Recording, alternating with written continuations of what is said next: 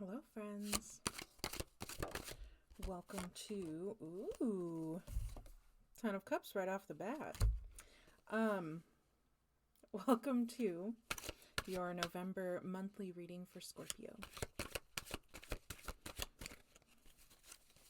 I hope you're doing very well right now. I hope October went well for you. Okay, all right. We got the Eight of Swords and the Devil come out together. I'm going to go for one more just because. Because why not? Okay, or 500 more. No, we're not doing that.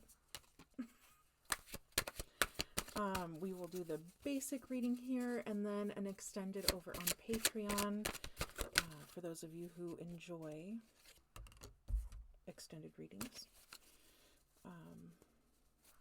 Thank you for being here. I really appreciate it. I love having the opportunity to read for people. So, like I said, we have Ten of Cups, Eight of Swords with the Devil. The feeling that I'm getting from this overall is that you're kind of holding up this facade that everything is just peachy. You do a pretty good job of holding everything together, no matter what's going on inside or, what else might be going on that's, less public or whatever. Appearances look real good. And to be fair, I mean, it does look like most aspects of your life are going very well. So that's great. But I do see, it's almost like the devil is clarifying this, but the Eight of Swords is like you're holding yourself back. Look, she's like loosely bound. Yeah, she's got a blindfold on, but she could let herself out. Those swords don't actually pose a threat to her. So then you come to the devil, and the first thing that really screamed out to me with the devil was addiction. So this might be just for a particular subset of people who are watching this video, but addiction is a way that we keep ourselves back. We sabotage ourselves. And it doesn't have to be addiction to alcohol or drugs that, we're used to associating with the word addiction. It can be things like food. It can be working out even. It can be working, being a workaholic. And I mean, in and of itself, none of those things are bad for you. But when you have a majority of your energy going towards those things, when you find yourself, doing something completely different, but your mind is constantly back on that other thing, that's what classifies addictive behavior. And in those addictive behaviors, we send ourselves into this kind of a cycle where we're either doing it or we're looking forward to doing it. Or if we're finishing doing it, well, yeah, we're probably looking forward to doing it again. And if your brain is stuck constantly in that cycle, it doesn't have a whole lot of room to move to other things that you need to be thinking about, right? So that's a big part of it. But another part of that is the way that we keep ourselves stuck there. If we're not facing up to the reality of just how much energy it all consumes from us, and understanding that it's a problem, that's the first step. And beyond that, that means that we're not getting help. And that means that we're not healing what we need to heal to move on from that. So in those ways, it's going to keep you stuck. And I guess that's kind of the shadow side. That's what's below the surface of this facade. The everything is super great. Yeah, I'm just hearing that functioning alcoholic kind of thing, and it's true. There are many people who can function through all of it. It's not easy. Sometimes they try to make it look easy, and they'll even fool themselves into thinking it's easy. But again, that's with any kind of addiction. It holds you back. And right now, it's taking a lot of your energy that you don't want to acknowledge. So this might be, this reading might be a, hey, you need to start paying attention kind of thing. I talked about this last month as far as, sometimes the cards kind of call us out, and I feel like that's exactly what it's doing here. The Queen of Wands kind of points to how this has been changing your personality. So even though you think that these behaviors, even if it's not an addiction, even if it's just something that you are trying to actively keep hidden from coming to the surface and kind of ruining that everything is good, it's still bubbling through.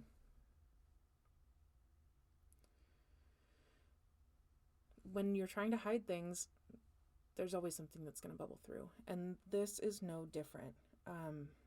You don't see it because you're in it. You're doing it.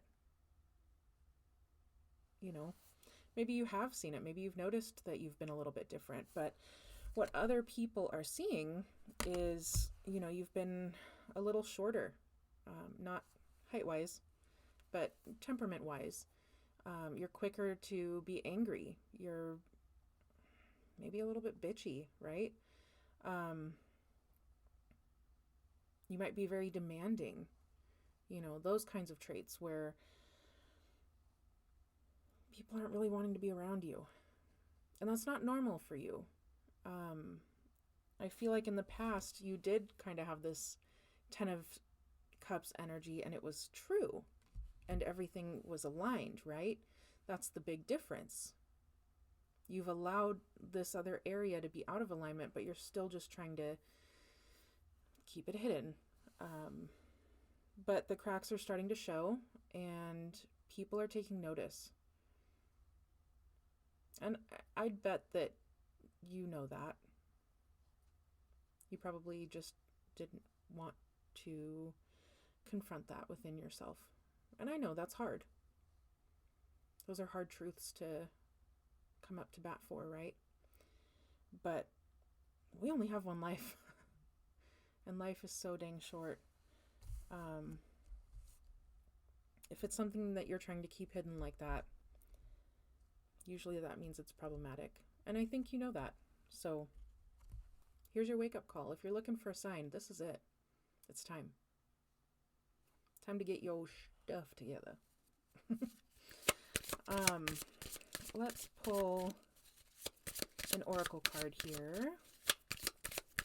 I'm curious to see as we move into the extended if it kind of sticks with that same storyline, if we're going to get clarification, or if there's a secondary storyline, because I do feel like there is potentially another storyline. This one was very focused.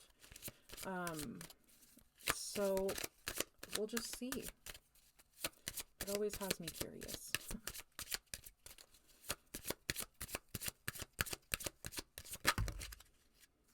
Okay, that's like 5. We're not doing 5. Just 1.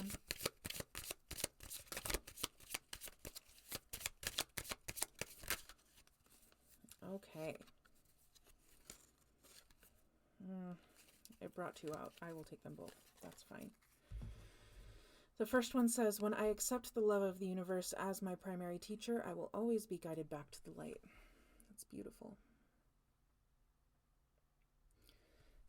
When we're led by love, it's going to lead us to way better places than being led by anything else, but especially our fears or our demons, our shadow sides. Yeah. The other one, I'll hold up before I read it. I thought that was very nice. True healing occurs when I give myself permission to feel whatever feelings live below the triggers. That's how we heal things like addiction.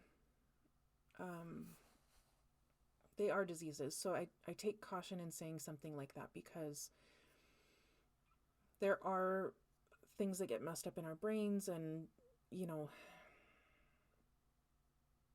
it's hard. It's hard to say if we'll ever fully heal when we're in addiction. But I like to keep faith that we will. And the best way that I have observed how to go about that is to try to get to the roots of what causes that, you know. In my struggles with food, I have noticed that, you know, when you're all alone and you're feeling however you might be feeling that particular day, food is an easy comfort, or at least it has been in my lifetime. So we turn to them. But what if we didn't? What if we sat with the discomfort and we asked ourselves, what's wrong right now? What am I really feeling right now? And then from there, we kind of follow it back and we say, well, where did that start? How did I come into that feeling in the first place? Sometimes it's who made me feel that way, you know. Sometimes we have traumas in our childhoods or early adulthoods